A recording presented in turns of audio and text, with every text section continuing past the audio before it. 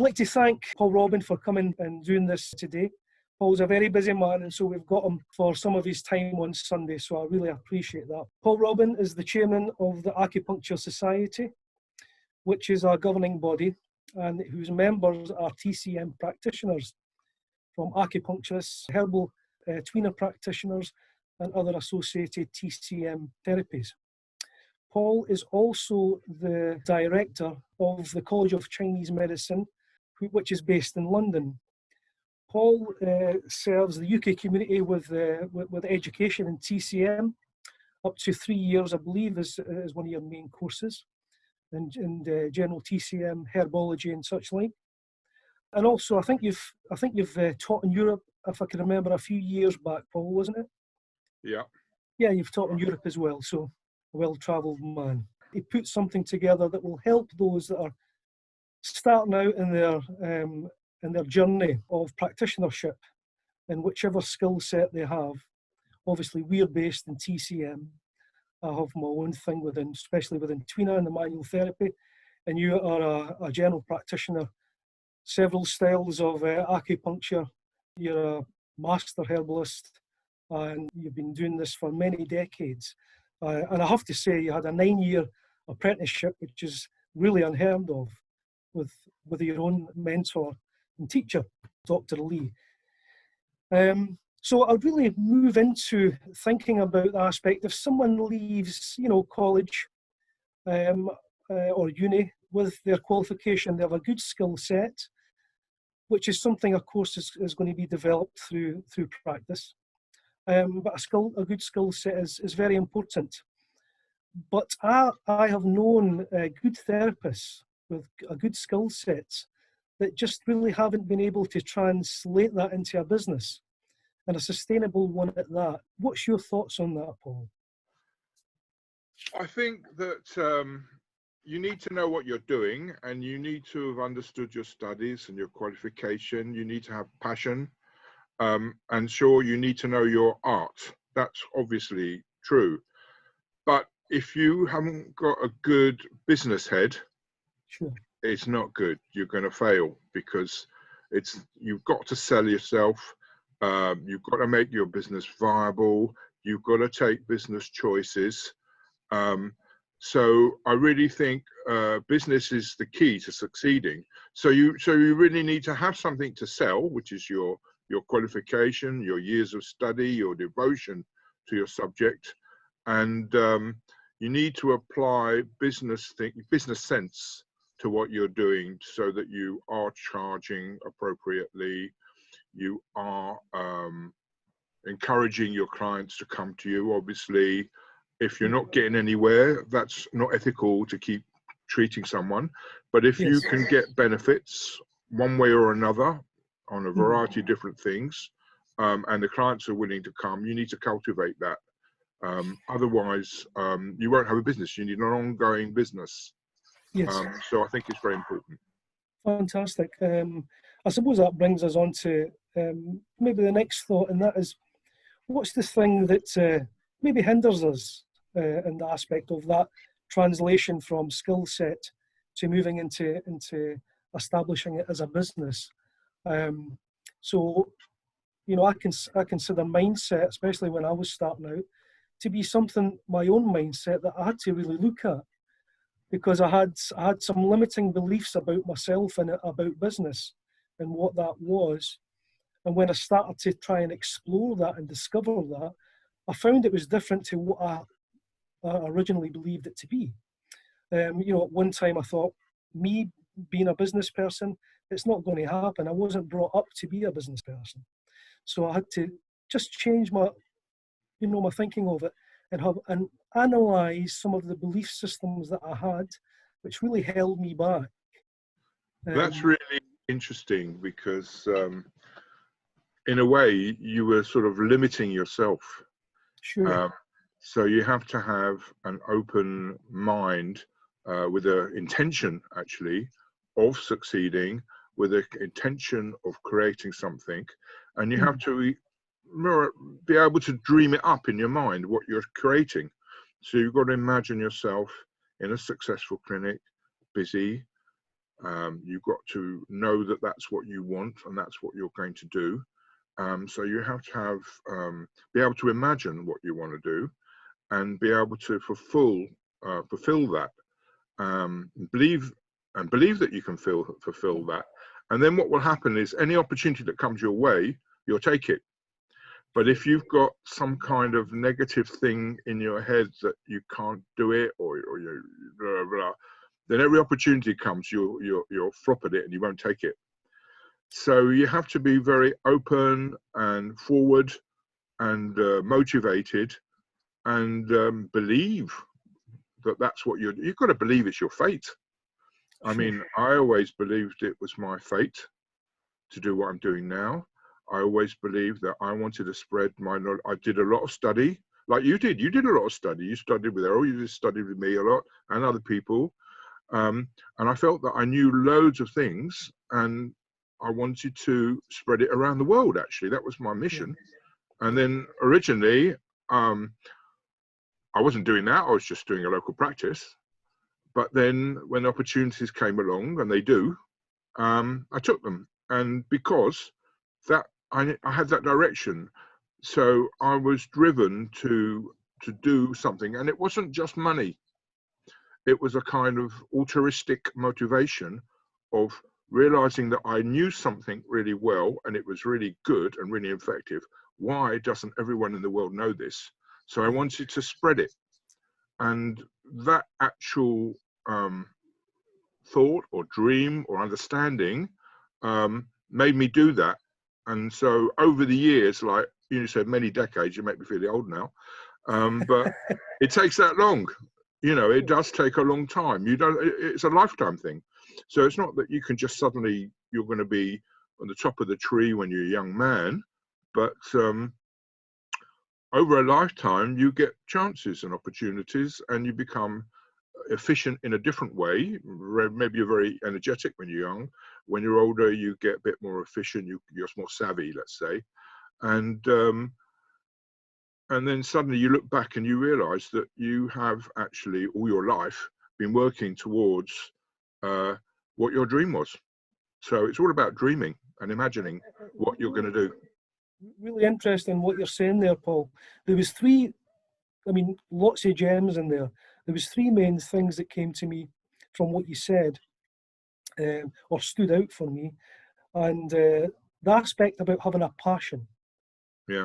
And through that passion, you know a goal. Whatever that goal is, because that goal can change. Maybe it's just to have the first 100 patients or your first clinic, and then move from there, because you were a practitioner before you were a teacher. So goals can develop and change. So that's really interesting. Again, it comes back to one's mindset and having a belief, as you said yourself, having a belief. Because I think when we first start out, we can doubt ourselves, even our ability to manifest and carry through what we're asked to do. So somebody comes, they have a problem, they are asking you to help. So to have the belief that we can, and we have to stay within that, don't we? I'd like to say about that is that at first, if you have clinical experience working with your teacher, obviously I had quite a lot, but you've had quite a lot actually, I have to say. At first, you have to use the experience of your teacher's ability to support what your ability is going to be. So you know that it can be done, you've seen it done, you know how to do it, but you don't know that you can do it until you've done it. Sure. And so it's really important actually to have the clinical experience with your teacher and in a clinical setting. And then that gives you the first layer of confidence. And the second layer of confidence comes from what you've achieved in your own clinic. And then when someone comes to you and say, I've got this, that, or the other, you can say fairly confidently whether you expect you can sort it or not, or know how much you can sort it. You might not be able to sort it completely, but you might be able to ameliorate the condition, but not solve it, or it might be something you can easily crack it easily. So your clinical experience with your practitioner, even after you qualified, now you did quite a lot of that, that takes you to another level. If you just sort of qualify and you think, that's it, I'm done, maybe you can do it, but you might not excel. But some people, what they do is then they go off and do loads of CPD and they learn loads of things, and they increase their skill set by having multiple skills to add to what they're doing, and that is a different way of developing. Me personally, all my learning was always based within my art, and the reason why I did that was my teacher. I mean, not necessarily a good thing what he said, but he said, but better not to be a jack of all trades, a master of none. Be expert at what you're doing. And so he drummed that into me. So I never thought anything other than doing that. And yet, he's not completely right, because I know loads of people that have picked up loads of different techniques, and that's made them different kind of master of multiple things, which gives them a lot of weapons in their armory of healing. And which you have multiple styles of acupuncture, for example, which I've seen, and you have taught me as well. But it's very interesting in what you're saying regarding really take note of your clinical experience. Yeah. Because I don't think it's not about reinventing the wheel, is it? It's about seeing how your teacher conducts themselves, Yeah, with the patients, what their strategy is as far as their treatment's concerned, and have the confidence in really trying to step into that. yeah, Because it's a whole new skill level, isn't it, when you're actually moving out and offering your services to someone as a practitioner. As you say, that's a whole new ball game. So yeah, and that is gained from your own ability, which is gained from your experiences in actually healing people, and that confidence comes up and up over time, and that shines through. And so when the patient comes in, they think you know what you're talking about, because you do. yes. Otherwise, you're just yeah, bluffing, you know. exactly. So that's quite a thing. What you're saying there, and being able to just have the confidence, not blag it, stay within what you're comfortable in. Yep. You also have to push it a little, obviously, when you're developing, because by pushing the boundaries, it allows you to open doors and step into different experiences within your practitionership, if you like. But to be able to communicate well and do an appropriate treatment is something that you have to come away from the learning side, as in the CPDs, because some people can get caught in that cycle of just learning things, isn't it? Yeah, there are people. There are just like butting. There are people like that. They learn and they learn, and they're very clever, sometimes very academic. But all they do is learn, and they don't actually, although they're knowledgeable, they're not hands-on. So that is something that is part of the skill set. If we go back to skill set, you need to be hands-on. You need to be able to make the transition between knowledge and ability to heal. So that's something that is important.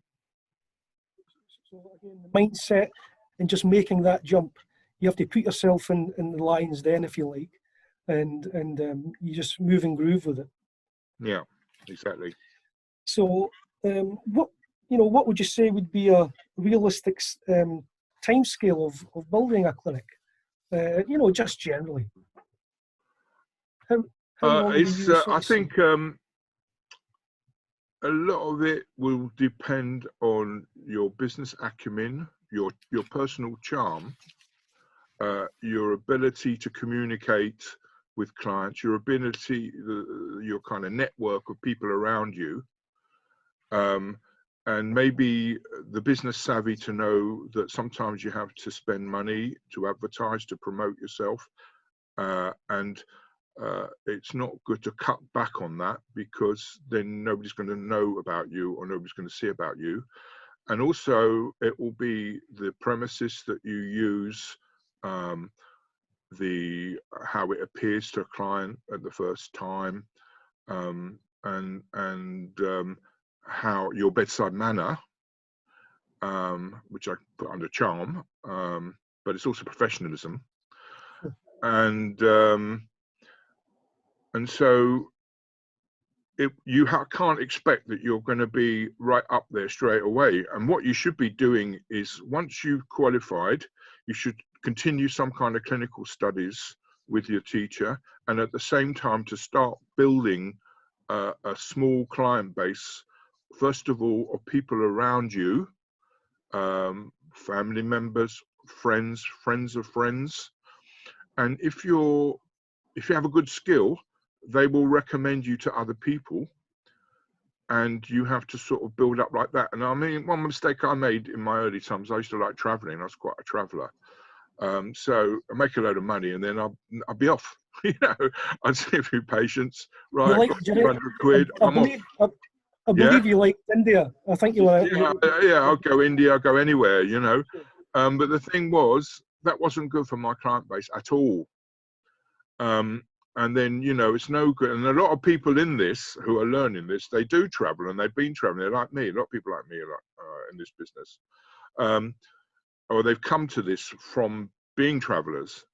It's what they've seen in the world, you know, other systems of medicine, and being impressed with that and so on. So one mistake I made earlier, I know it's a mistake, maybe it's just you're young and that's what you do, but was to take off. And then of course you take off, you lose your client base. So you say, all right, I'll see you in 3 months time. Well, 3 months time, you might be able to hold on to them a little bit. 6 months, that's it, dead, you know. So if you do something like that, you're joking. That's not, you can't build it up. 3 months is still too long. You could probably get away with a month, you know, like, oh yes, I'm going to go on some courses abroad, I'm going to Thailand, I'm going to do another massage course, or I'm doing this, I'm doing that. And the people think, oh yeah, you're always learning and they'll be okay. And, you know, that's all right, maybe. But really, you need to really cultivate a weekly client base. And sometimes bi-weekly if it's a severe condition, but not to rip them off and encourage them to come too often. But some people have really serious conditions that need that extra attention just to get any kind of benefit, and they do need whatever benefit they can get because they're suffering. So I'd say at a minimum once a week. Obviously, if you can't do that, you can do bi-weekly. And so if you make your plans for holidays and traveling, you need to really think about 2 weeks at a time, not more than that. Maybe once a year, you can do a month or something at winter time or some off season. Yeah. You know, summer holidays, this is what I still do it now. Summer holidays, I take off a whole month. January, I take off a month because there's not a lot of people around anyway, so you might as well do that. But the rest of the time, you've got to be on it. And that's a mistake people make, because you get a client and they're paying you, say they're paying you £50 each time they come.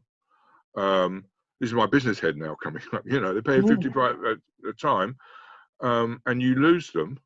You could have seen them, well, there's 50 weeks in a year. You might see them 30 or 40 weeks in a year. That's 40 times 50. Sure. You think about the business side. Obviously, you don't treat them if you're not getting anywhere with them, or they don't need you. You don't.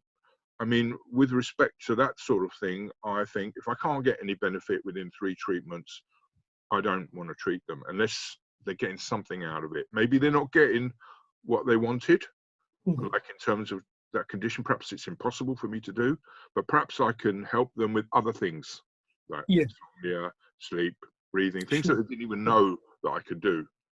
But if I can't get nowhere, then I don't want to take their money, because otherwise then you do become a ripoff. Absolutely. So you have to put, you know, you have to put a limit. So it's not ethical to keep on treating people if you're not getting anywhere. Well, that's there's been a couple. Sorry, what were we going to say? So sorry, but it's just that you've came away with So I've many not gems. answered your question. Let me just go. I Oh, think I've not no, finished. you have. You've actually answered all the rest of them anyway. But I'm going to tease it out because Hang on. you've given me some gems there. We were actually talking about earlier on in the day consistency in action, and that's really what you've been talking about, isn't it? Yes. The consistency. If that's this what you meant by that question, yes, it's consistency, tenacity, regularity. It all comes to the same thing. Yeah, I agree with that. Yeah. So I kind of asked you your next question. Have I answered that? Yeah, but that's good. It was seamless, Paul. It was seamless. Yeah. But yeah, we were talking about that and understanding that it's so important because I've recently, just last year, this is January, finished a 3-year study in Qigong, quite an Yeah. intense one, and I've had to go abroad for it on a quite a regular basis. And my patients, clients were asking me about that. You know, I was giving them my dates and telling them I was going to be here, but I was very aware that I wasn't going to be here for them at times, and so were they. As you know yourself, your client base can be very loyal because if they gain trust and also understand that what you're giving them has been very helpful, then they're with you for life when they need. So this consistency in action is very important, isn't it? Yeah. Really important. And sort of just get back to the previous question, because I told you what I did, but really 3 months, 6 months, 1 year to set yourself up, and then years of experience further on, you build it more and more, and you don't make the mistake of letting go of it. You can still do your traveling, you can still do your courses, but bear in mind you want to keep the thing going. So yeah, I'll get back to you. What's your next question? Well, we're sort of moving on to certain things that we've already covered, but just something about the clinic space I'd like to say, Paul, and maybe you can expand on it, or maybe not. And that is, I've been to clinics as a patient, for example, and I have not wanted to get on the table because I thought it was dirty for it. You know, it just wasn't clean. Mm-hmm. So it was very early in a realization for me that my clinic is an extension of how I am. Yeah. And I'm very right down to the detail about when whoever comes in through my door, one, they're welcomed, they're made to feel comfortable because everything in there is just for them. Yeah. You know, the table's there for them, the towels or blankets or sheets, sorry, because between us people use sheets, are folded neatly. There's nothing that's a mess. It's all there, just prepared solely for them. And what I found is people really respond to that. It's their space at that time, and it's their time for their healing. That's something I realised very early. So make the effort to get that clinic space just really spot on, because it really reflects who you are as a practitioner. Right. Well, I think it's really important because the client's got to walk into your place. First of all, they've got to feel comfortable. So if it's dirty, messy, they're not going to feel comfortable. So therefore, they're not going to be at ease. And also, there might be an element of distrust because they don't know you. So one of the first things well, first of all, the setting has to be right. It has to look like a clinic. It has to conform to the licensing, which is washed down surface, easily cleanable, dedicated sink, some signs on the wall with your certificates and your insurance, fire extinguisher, fire escape plan. All these things relate to licensing, which are like legal requirements. And of course, you need to be insured. And then that aspect, then the client walks in, they can see the insurance, they can see your certificate, they can see everything looks proper. That's a start, that's an initial thing. I found that I'm not a normal person. And I'm going to tell you something, and people who know me will know this about me.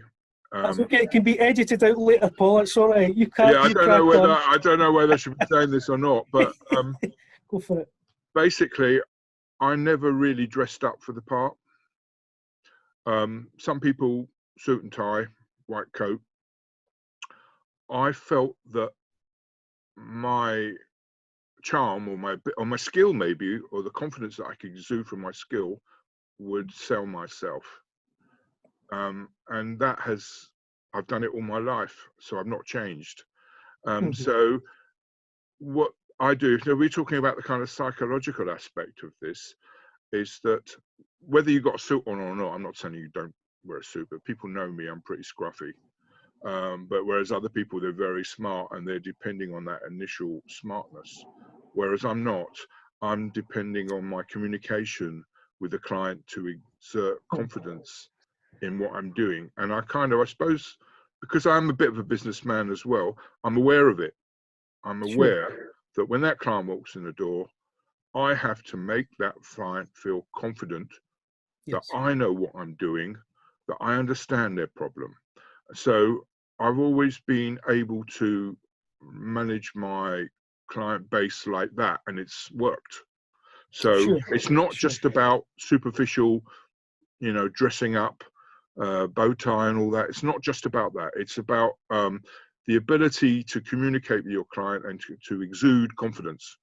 So the first thing you need to do is, I'm telling you some tricks now, make them feel confident. So you've got to listen to what they're saying. Otherwise, they think you're not listening or you don't understand their condition. Now, you might have understood their condition straight away the first sentence they've made, but they think they've got something special that nobody else has got.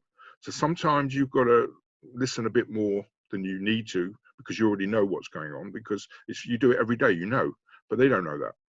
So you've got to listen to them if they want to speak, if they want to explain something to you, go through stuff.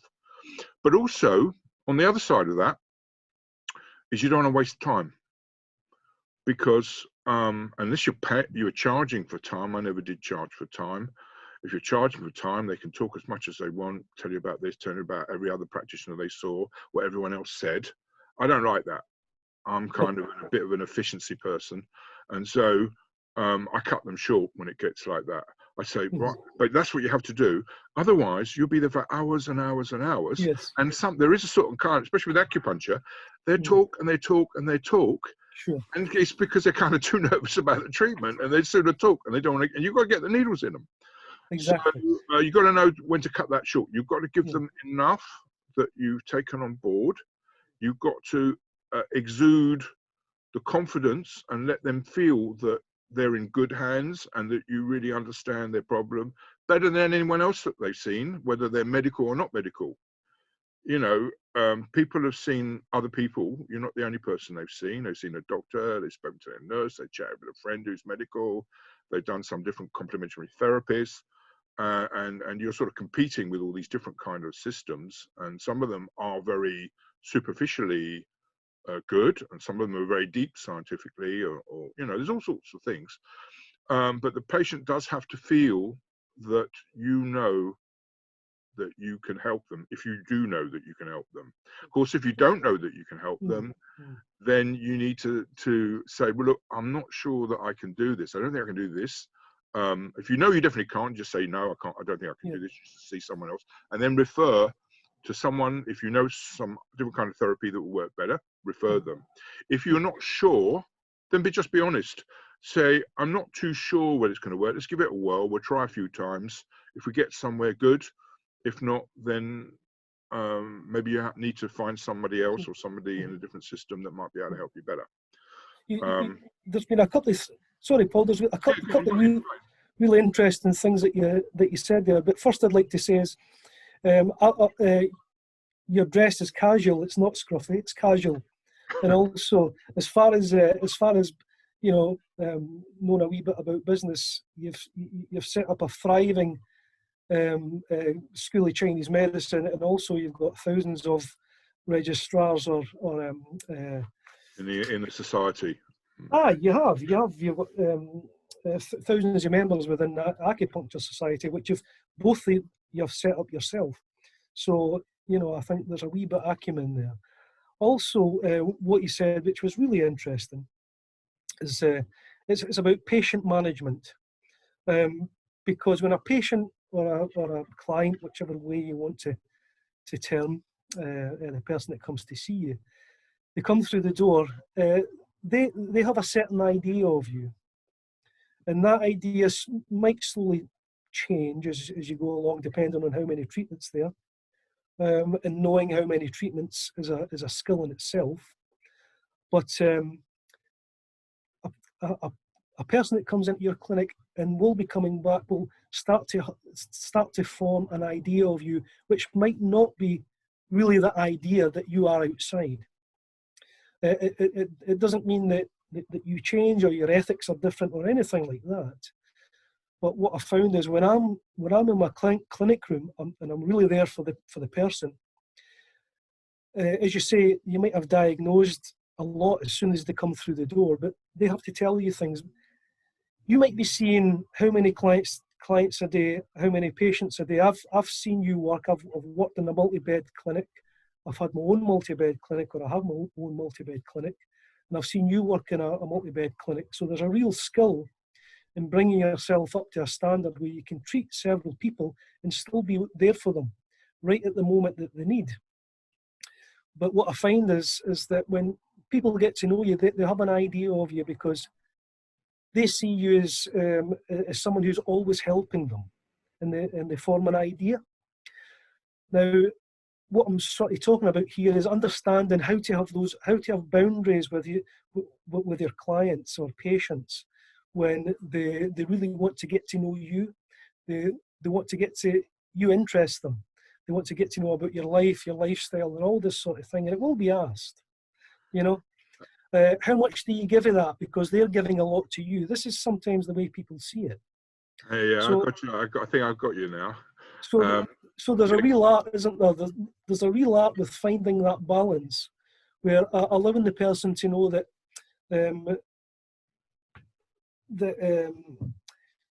you see them, you understand them, and allowing yourself to give a little bit of yourself. That's quite an art in itself, isn't it? And still having those boundaries. Yeah, I think you've hit on some very interesting questions, Will, which is kind of impressing me about your own development.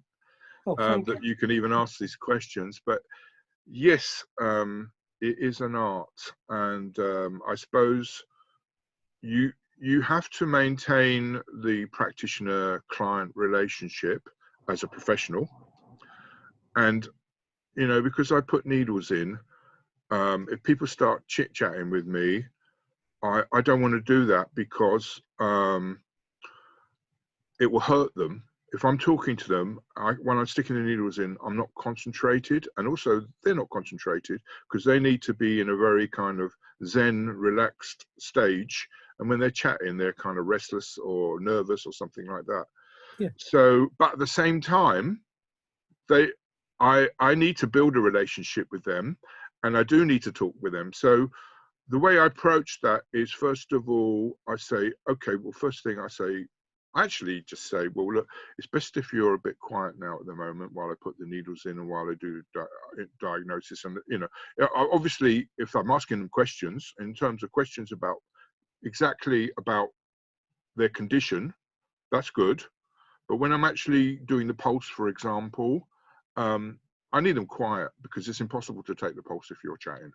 If you go to a practitioner taking a pulse and they're chatting to you, they're not taking a pulse, because you need to really focus your mind on a feeling that you're feeling on your fingertips and turn that into what's going on in that person's body. It's not possible. So I say it's better for your. I just tell them it's better for your diagnosis if you're quiet and relaxed, and let me get on with this. And then when it comes to the needling, it's the same. I say, same thing, better not to talk to me when I'm doing the needle because it might hurt more or something like that. I just need to focus on that. And then once I've got the needles in, or if I've done some electrostimulation, connected everything up, then I will talk to them. And that is, but not for too long, simply because if you just get into chatting, they're not relaxing, they're not in the right zone that they need to be in to receive the manipulations of qi that are going on, which are initiating the healing in their body, which comes from the needles, and that will come after about 10 minutes. So say for that 10 minutes or so, I'll chat to them for a while, but I won't get into a whole heated conversation the way through the treatment, because I believe they need to lie there still, and I'm usually watching their breathing. If I find they're sort of going into kind of relaxed breathing, and they're kind of pretty zen and in a hypnosis kind of state, something like that, then I believe they're then receiving the different qi energies that are going on in their body, and that's where they need to be. Whereas if someone keeps asking me these long, complicated questions, and I'm not relaxed anyway, then if they're doing it, because I might have to, it's like hard work, you know, answering loads of complicated questions, and they're not relaxed because they're not receiving. So I really do the communication over a little bit of a period of time, until the needle activation takes in, and then I stay around, because if someone freaks out or with needles, if they start panicking, it makes the needles hurt. So you need to be in earshot, you need to be close by, but I just like sit with my phone or read the paper on my phone, do my emails, but I just won't I won't encourage chat. I want them to relax, and the ones that can't do that, then I know that they suffer stress and they just can't shut up. So then I start thinking what I can do to make them relax more, what further treatment I can do. And I might then come along and say, well, look, I think I need to do a bit more, because I might not tell them they're just wound up, but I'll just say, no, I need to do a little bit more work. I might not tell them too much about it, but just to relax you or something like that.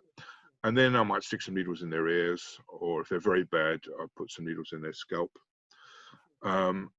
because then I know that they're not receiving the energy properly. So communication, yes. Long, deep conversation during treatment, no. Well, that's interesting, and it brings me to another point. That's actually something that you've just sort of brought up in my mind, which I experienced. I'm very aware of it. But there is patients that try to dictate their own treatment, don't they? They try and dictate their own treatment because maybe they've had it before and it felt good at the time. Yeah. And it's a definite no-no for a patient to be able to persuade you that their treatment plan is the one. And it's something I'm very clear on with people. I mean, I have said to people before, if you want that treatment, you need to go to someone else and they will give you it, perhaps, but I won't, because there's no use coming to me and not using the skill I have. So let me dictate the treatment plan, and I'll maybe give you a little bit of cupping if you want that, because you've enjoyed it before. But let me dictate the treatment plan, because that's actually what you need from me. Yeah, well, I'm with you on that one. It's not everyone, because it's a very important thing. Not every client does that, to be fair to clients, but there are no. But it's a, yeah, it's an important aspect that therapists will come across. Yeah, very important. Very important. I think I can answer that now. So basically, someone comes along and they say, I've been to another therapist and they said I've got my liver's bad, and I've been to the doctor and they say there's nothing wrong with my liver. Then when my massage therapist said this and this one said that and the other, can you treat that? The first thing you've got to think about is you're a professional and you're doing the diagnosis, and no matter what apparently the doctor said or the nurse said to the patient about what the doctor might have said to them in some chit chat that they had, or that the massage therapist said who's doing a different therapy, before you even treat them, you have to do your own diagnosis, make your own concept, but take on board anything useful that they may tell you. So, you know, in TCM, we've got the pulse, face, tongue, and eye diagnosis mainly. But also we will consider the patient history, what medication they're on, if they've got some letter from the doctor saying they've got this or that, or we'll listen to what they say about what some other therapist has done. But the decision was made that you make to formulate your treatment must be made on a combination of all those things, and primarily what your diagnosis is. But although it might be composed of some of the information they've given you, some of it you may dismiss, other parts of it you may think very useful. And if they're just telling you, oh, just do this and do that, it's just in my view, is they're not really respecting you because they think they know more. And sometimes it's not their fault. Some people are like that. They can't let go. I know plenty of people like that. They just can't let go. They want to be in control. They've read about it. They think they know when they tell you what they want. Actually, they don't get, like you really, I don't really get on too well with that unless I can set them straight. And I will try to set them straight. I won't I'll try not to be brash and say, you know, yeah, if you don't do what I say, I'm not going to say that. Yeah. But I will try to show them that I am diagnosed. I'll say, okay, well, let me check. I look at their eyes, I look at their tongue, and I might start saying things to them that I noticed that they didn't even tell me. I say, oh, by the way, have you got stiff neck? By the way, do you get irritable bowel? By the way, you got back pain? Things that I might pick up from, or have you got insomnia, headaches, head?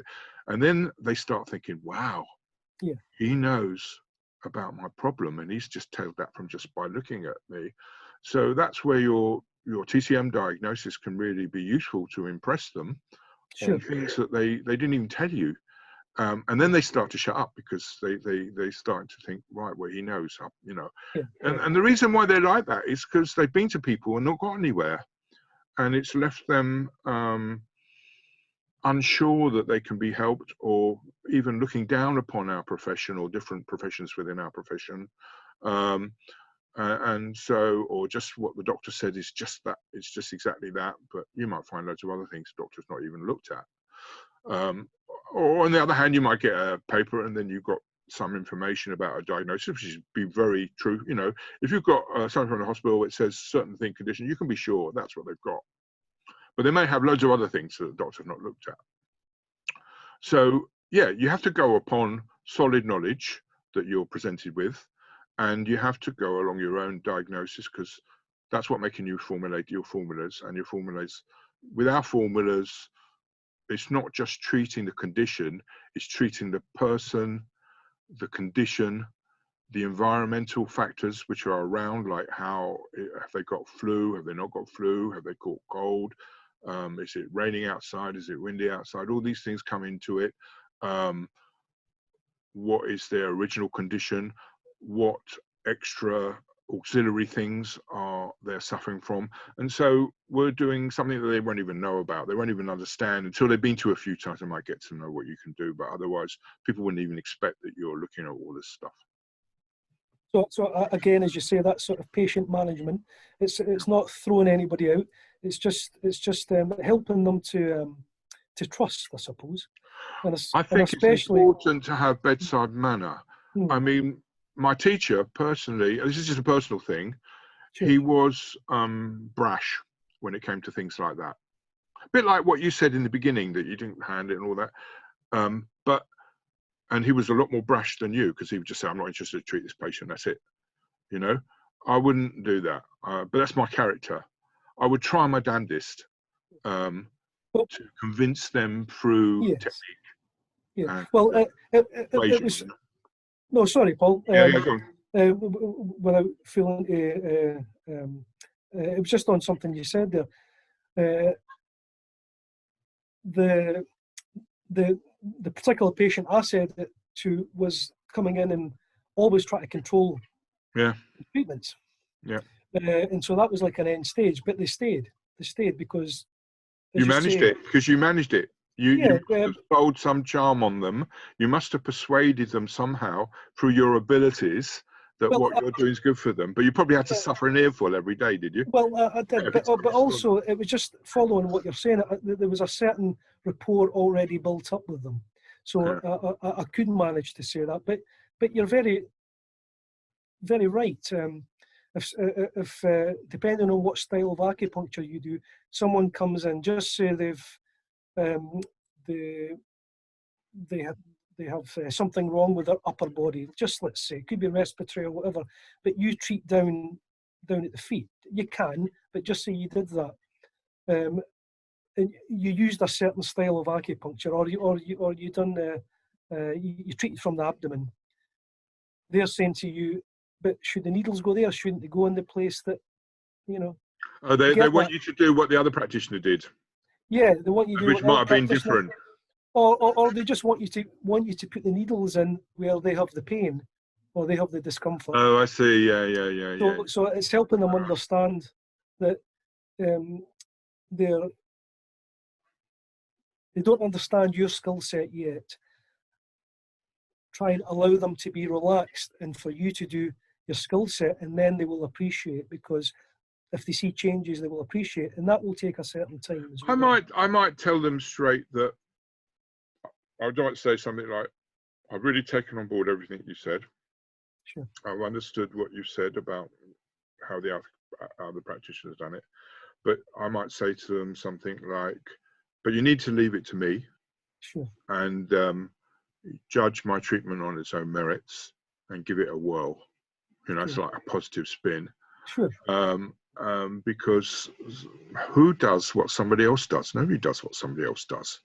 Yes. I mean, you go to one doctor and another doctor might have a different take on it. I mean, that's what makes the world more interesting. Yeah. And the fact that there are different takes in the world gives you variety and different possibilities that would otherwise never be there if everyone does the same boring old thing. Yeah, if they really keep going, I'll just explain to them, or I might play the card, which is a good one, that it's better that you once we start treatment, it's better not to talk because you need to relax and let the energies flow. Perfect. And then they think, well, yeah, they want to get their money's worth, and then they shut up and you know, in the most politest possible way. Absolutely. That's what you have to do, you know. There has to be a gain. Otherwise, you can't deliver it. Yes. You know, you can't deliver the healing. Exactly. So if they feel that they're getting a gain, they will follow that, won't they? They will follow. Yeah. So, sometimes I do that, but they might think that I'm doing it for that reason, but it is for that reason. yes. But I'm also thinking that they're working against what I'm trying to do. Absolutely. But I'm not saying that exactly. No. No. That's cool, man. But so just even to summarise, just even go back to my case. So your skill set's important, but that will be developed within your place of work, your clinic, and so to get to that place of clinic, we maybe have to have a look at our the way we think about it and what we feel about ourselves as a business person and how we can mould that. Yeah. Also, you actually said regarding this consistency of action, tabled in with having a vision and having a goal. I know you said that these were really important things, Paul, and that's what can help you moving forward, this consistency of action, having a vision for yourself and and actually believing it, seeing it, and then having a goal and moving towards the goals, which the goals might always change as you develop. Yeah, but the goals should really be set. Right. Like I'd really set that was my fate. And I was yes, to okay. do that whatever. So Sure. whatever obstacle came in my way, I still did it. That's why I was with my teacher for so long. I wanted to learn to be as good as him, you know. And in some ways, I'm not as good as him, and in other ways, I'm better than him. Sure. But that's just the way of development as a practitioner, you know, in a lifetime. So you have formed your own identity as a practitioner. Yeah, And I can't do it. Some things he was doing better than me, and he'll always be better than me because he was just better at that. And other things I can do better than him because he had his own issues with things, and my character is more suited to do other things. So that's just how it is. I think you can't expect to be better than your teacher, but you would strive to be as good or nearly as good as your teacher, one way or another. yeah. So and as you said before, it's a lifelong learning. Yeah. So just chill with it, really. And yeah, because you are yourself, and you're if it's just basically, bottom line is, if you're healing loads of people, then you're doing what you set out to do. That's why you went through all that training. That's why you forked out all that money to learn, because that's what you wanted to be, and it was something in your spirit that said, right, you want to be a healer, or you may have had some early experiences with that, with other simple techniques that you do, like yoga or some other stuff. And because I was into yoga, and that's how it started for me. I was into yoga, and I was healing people by putting them in various positions, and I liked it, and it went on from there. Other people might have started with massage or some other. There's plenty of different things around, qigong, all sorts of things. So, but if you've got the dream and the intention, yeah. then whatever comes your way, you won't let it destroy what you're trying to build. Fantastic. I think that also in my career, even if I wasn't getting paid, I would have still done it. I was very stubborn on it, you know, and I always had this this thing that I used to say to myself: if you chase the butterfly, you can either chase the butterfly, or the butterfly can chase you. And it's some idea I had in my mind when I was traveling that the butterfly was the money. So you can chase the money and you'll get the money, or let the money chase you because you've developed yourself as a healer that's effective, and people will want to pay you. And so I had that in my mind right from the early days, and it's been through like that for my life. My life worked out that way. And now I'm older, I am quite successful. And earlier on, obviously, I struggled, like as a lot of the students were struggling in the beginning. But I always felt that if I could help people, people would pay me, and I don't have to think too much about it. But I'm saying that, it sounds like I'm not businesslike. I'm also businesslike. No, for sure. I think that's because I believe that anything in the world, any business venture, has to be viable. I think my father was a salesman, so I come from a family of business people. So I might have had my mother was quite good at business as well. So I had some kind of concept about business, but it wasn't my thing. I wasn't really greedy for money, or I wasn't actually like that at all. I was very altruistic. But that's very interesting what you say, Paul, in regarding the butterfly concept and the butterfly story, because I very much agree, and it's my own feeling and experience, that your business is the way you do things, isn't it? It's the way you do things, it's your ideas and how you implement them and what you grow from them. And if you do that in the best possible way that brings results, the money's going to come in anyway, isn't it? Because people are going to come to see you, and if they come to see you, they're going to pay for it. So there is a group of people that are motivated by the money more than the success at healing, and they may also succeed in some ways, but they won't be great healers. No, and actually, I usually see there's a completely different relationship that those people have with their clients or patients, and they might be good business people that way. Great, that's maybe their thing, and maybe they have the right people that go to see them.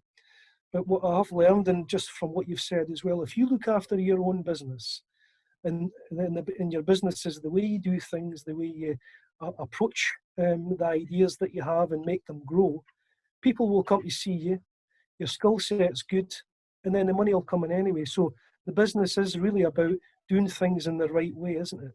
Yeah. Doing things in the right way. It's not about looking at the money or looking at the cash. Yeah, you don't want something for nothing. You don't want to be just like you're working on the stock exchange and you're just trying to make pure money out of speculations and things like that.